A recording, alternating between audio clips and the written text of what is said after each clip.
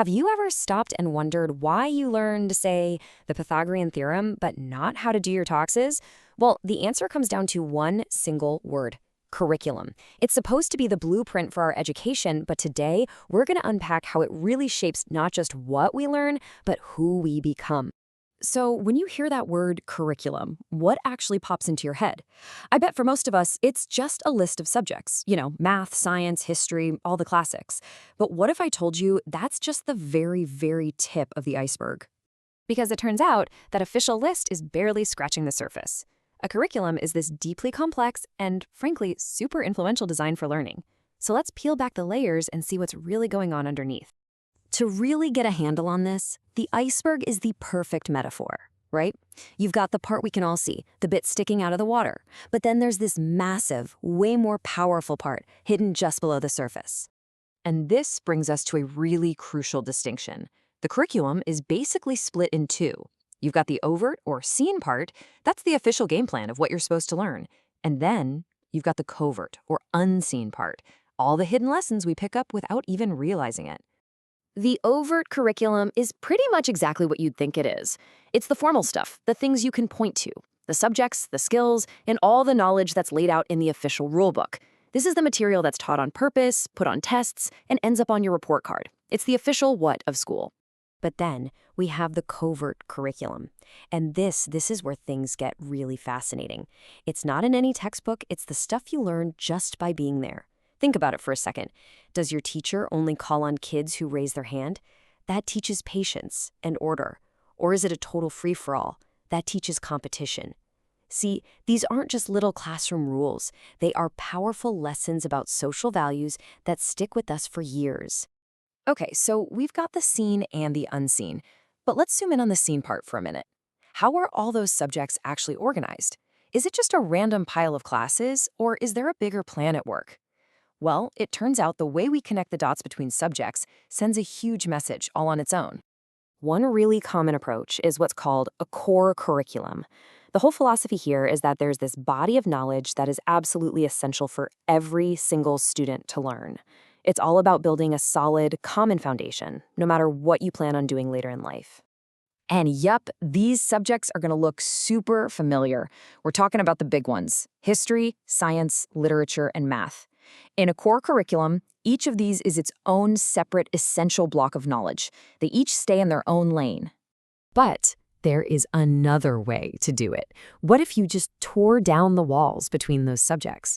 That is the entire idea behind an integrated curriculum. It's designed to combine different fields of study to show how they all connect and relate to each other out in the real world. It becomes one big, cohesive experience. So, for instance, imagine a project where you have to design a sustainable city. All of a sudden, you're not just doing a science experiment. You have to understand the history of how cities are planned, you need to apply scientific principles for things like renewable energy, and you've got to use your art skills for the actual design. History, science, art, they're all working together to solve one big, complex problem. Okay, so we've looked at the what, the content, and the how, the structure, but now we're getting to the most fundamental question of all. Why? What is the core philosophy that's driving this entire thing? And this is where we see this huge divide in how we even think about learning. And it all kind of boils down to one big question: who is at the center of the classroom? On one side, you have a child-centered approach that focuses on what the student actually needs and what they're interested in. And on the other side, you have a teacher-centered approach, where the teacher is the main authority, the source of all knowledge.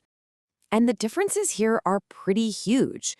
In a teacher-centered room, the teacher is the expert, right? The students are basically there to receive information. But in a child-centered model, the teacher is more like a guide or a facilitator, helping students become active participants in their own education. As you're listening to this, which one of these sounds more like the school you went to? And if you want to take that child-centered idea even one step further, you get the activity-oriented curriculum. The philosophy is super simple. We learn best by doing. The whole curriculum is built around hands-on projects, which kind of proves that learning isn't just a thing you do in your head. It's a physical thing, too. Okay, wow, we've covered a lot.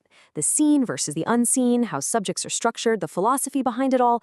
So what's the big deal? Why does any of this actually matter? Well, this really gets to the heart of it. A curriculum is never an accident. It's a deliberate choice. And it's a choice that shows you what a society's goals are, what its philosophy of learning is, and, what its priorities are for the next generation. So let's just do a quick recap of the big ideas here. First, always remember the iceberg. The curriculum is both what you see and what you don't. Second, subjects can be treated like separate pillars or they can be woven together. And finally, the whole system can either revolve around the teacher as the expert or the child as the active explorer. These are not small details. They literally define the entire learning experience. And all of that brings us to one final thought. I want you to look back at your own time in school. Thinking about all these layers we just talked about, the hidden lessons, the way subjects were taught, the philosophy underneath it all, which curriculum do you think really, truly shaped you the most? It's a much bigger question than you might think.